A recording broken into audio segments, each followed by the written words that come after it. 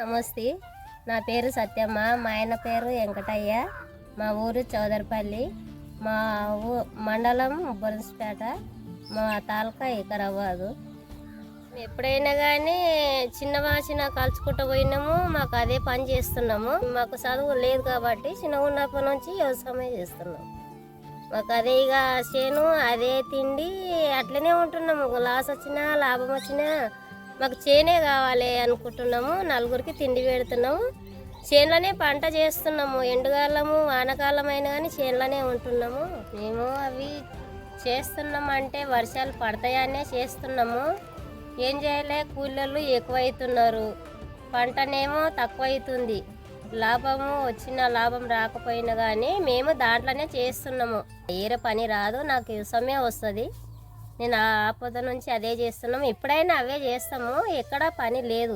ఏరే పనికి ఓము కూడా మేము కొంచెం పొద్దుగాల లేస్తాము. లేచి పిల్లలని తొందరగా లేపుతాము. లేపి జర ఆ పని చేసుకుంటాము. అంటే పిల్లలకు కూడా లేవండి అని చెప్తాము. వాళ్ళని తయారు చేస్తాము, స్కూల్కి పంపిస్తాము.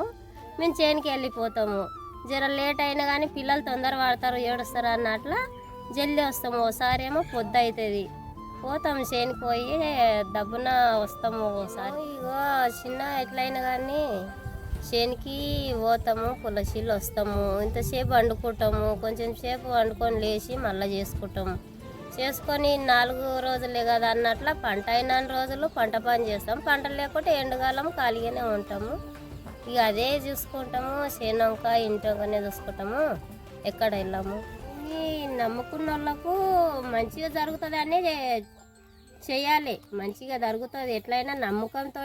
ఈసారి కాకపోయినా మళ్ళీసారి అయినా మంచిగా నమ్ముతుంది మాకు భూతాలు అని. మాకు భూతాల మీద వరలు పెరుగుతుంటే ఎంత ఆనందం అయిందో, నేను పంటను చూసి కూడా అంత ఆనందం అవుతుంది నాకు. నా పిల్లలు ఎట్లనో పంట కూడా అంతే. నాకు ఈ మోటు పని చెయ్యాలి, ఎట్లయినా కానీ చేస్తేనే కొంచెము ఫలితం దొరుకుతుంది అని చెయ్యాలి. కష్టపడి చేస్తేనే ముందరికి పోతామని నమ్మకం ఉంది మాకు. చెయ్యాలి.